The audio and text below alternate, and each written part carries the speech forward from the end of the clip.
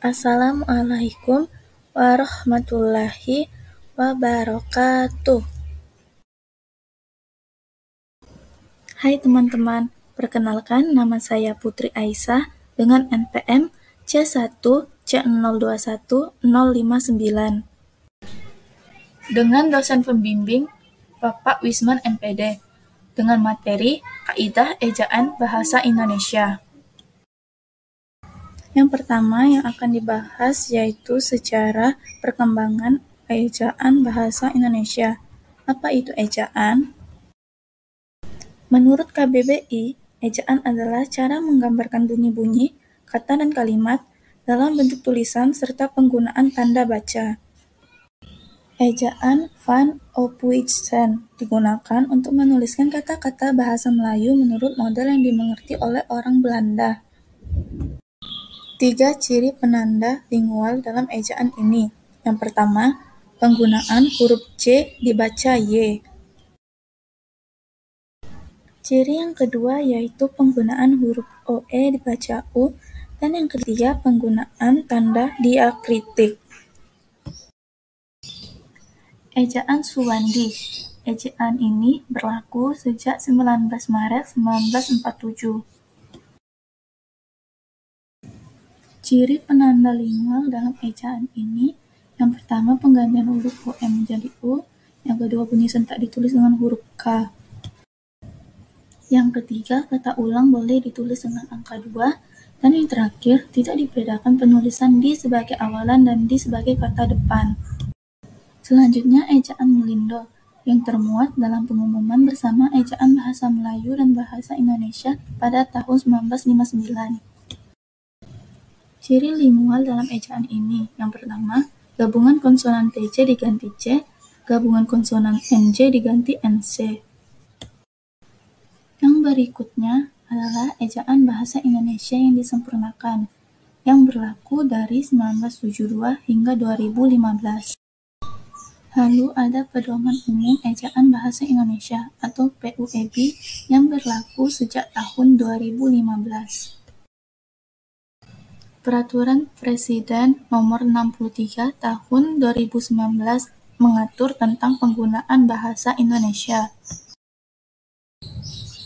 Selanjutnya akan dijelaskan mengenai penerapan kaidah ejaan bahasa Indonesia. Yang pertama yaitu penggunaan huruf kapital. Huruf kapital digunakan sebagai huruf pertama awal kalimat, ketikan langsung, ungkapan yang berhubungan dengan nama Tuhan dan kitab suci, nama gelar kehormatan, keturunan, dan keagamaan yang diikuti nama orang. Nama jabatan dan pangkat yang diikuti nama orang, nama bangsa, suku, dan bahasa, nama negara, singkatan nama gelar, pangkat, dan sapaan, dan kata yang menunjuk hubungan kekerabatan yang dipakai dalam penyapaan. Yang kedua yaitu penulisan huruf miring, digunakan untuk menekankan sebuah kata dan menunjukkan kata atau istilah asing. Yang ketiga, pemakaian huruf tebal, dipakai untuk menegaskan bagian tulisan yang sudah ditulis cetak miring dan menegaskan bagian-bagian karangan. Yang keempat adalah penulisan kata dasar. Kata dasar adalah kata yang belum diberi imbuhan. Contohnya makan dan minum. Yang kelima, penulisan kata berimbuhan. Kata berimbuhan adalah kata dasar yang mendapatkan imbuhan, bisa berupa awalan, sisipan, dan akhiran. Yang keenam, penulisan bentuk ulang. Bentuk ulang ditulis dengan menggunakan tanda hubung di antara unsur-unsurnya. Yang ketujuh, penulisan gabungan kata. Penulisannya dipisah jika mendapat awalan atau akhiran saja. Yang kedelapan, penulisan kata depan. Kata depan di, ke, dan dari dipisahkan dengan kata yang ada di belakangnya. Yang kesembilan adalah penulisan partikel. Partikellah kadantah ditulis serangkai dengan kata yang mendahuluinya, sedangkan partikel pun ditulis terpisah. Dan partikel per yang berarti demi, tiap, atau mulai dipisah dari kata yang mengikutinya. Yang ke-10, penulisan singkatan dan akronim. Singkatan adalah bentuk yang dipendekkan terdiri dari satu huruf atau lebih. Akronim adalah singkatan berupa gabungan huruf awal, suku kata, ataupun huruf dari deret kata yang diperlakukan sebagai kata. Yang ke-11, penulisan angka dan bilangan. Angka Arab dan angka Romawi paling sering dipakai sebagai lambang bilangan atau nomor. Penulisan angka dan bilangan. Bilangan dalam teks dapat dinyatakan dengan satu atau dua kata ditulis dengan huruf.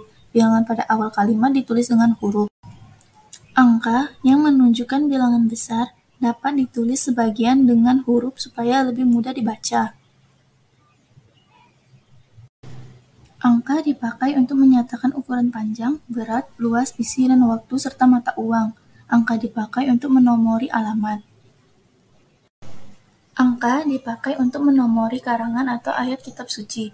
Penulisan bilangan dengan menggunakan huruf seperti yang ada di contoh.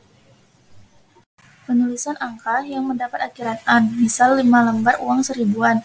Penulisan bilangan angka dan huruf sekaligus dilakukan dalam peraturan perundang-undangan. Penulisan bilangan yang dilambangkan dengan angka dan diikuti huruf. Misal, toko itu membeli peralatan sebesar 10 juta rupiah. Yang ke-12, penulisan kata ganti, ku, kau, mu, dan nya. Yang ke-13, penulisan kata sandang, si dan sang. Kata si dan sang ditulis berpisah dari kata yang mengikutinya. Ke-14, pemakaian tanda titik. Dipakai pada akhir kalimat yang bukan pertanyaan atau seruan, dan dipakai pada akhir singkatan nama orang. Tanda titik dipakai pada akhir singkatan gelar, jabatan, pangkat, dan sapaan. Tanda titik dipakai di belakang singkatan kata. Ke-15, pemakaian tanda koma. Tanda koma dipakai sebelum atau sesudah kata seru dan kata yang dipakai sebagai sapaan. Ke-16, pemakaian tanda titik koma. Tanda titik koma dipakai untuk bagian perincian dalam kalimat yang telah memakai tanda koma. Yang ke-17, pemakaian tanda titik dua. Dipakai pada akhir suatu pernyataan lengkap yang diikuti perincian atau penjelasan. Ke-18, pemakaian tanda hubung.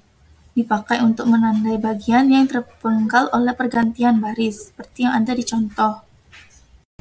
Dipakai untuk menyambung unsur kata ulang. Tanda hubung dipakai untuk menyambung tanggal, bulan, dan tahun yang dinyatakan dengan angka. Tanda hubung dapat dipakai untuk memperjelas hubungan bagian kata atau ungkapan. Tanda hubung dipakai untuk merangkai. Tanda hubung dipakai untuk merangkai unsur bahasa Indonesia dengan unsur bahasa daerah atau bahasa asing, seperti yang ada di contoh. Tanda hubung digunakan untuk menandai bentuk terikat yang menjadi objek bahasan. Yang ke-19, pemakaian tanda pisah. Dipakai untuk membatasi penyisipan kata atau kalimat yang memberi penjelasan di luar bangun kalimat. Yang ke-20, pemakaian tanda tanya. Tanda tanya dipakai pada akhir kalimat tanya. Tanda tanya dipakai di dalam tanda kurung untuk menyatakan bagian kalimat yang kurang dapat dibuktikan kebenarannya. Yang ke-21, pemakaian tanda seru. Dipakai pada kalimat seruan atau kalimat perintah. Yang ke-22, pemakaian tanda elipsis. Dipakai untuk menunjukkan bahwa di dalam suatu kalimat terdapat bagian yang dihilangkan. Tanda elipsis didahului dan diikuti oleh spasi. Pada akhir kalimat, tanda elipsis diikuti oleh tanda titik. Yang ke-23, pemakaian tanda petik. Tanda petik dipakai untuk mengapit petikan langsung dari dialog, pembicaraan, dan lain-lain. Tanda petik digunakan untuk mengapit istilah yang memiliki arti khusus. Tanda petik digunakan untuk mengapit judul lagu, judul cerita, puisi, dan lain-lain. Dan yang terakhir, pemakaian tanda petik tunggal. Digunakan untuk mengapit petikan di dalam petikan lain. Tanda petik tunggal untuk mengapit makna, terjemahan, atau penjelasan dari kata atau ungkapan. Demikianlah yang dapat saya sampaikan dan saya jelaskan. Saya mohon maaf jika banyak kekurangan. Saya ucapkan terima kasih banyak. Wassalamualaikum warahmatullahi wabarakatuh.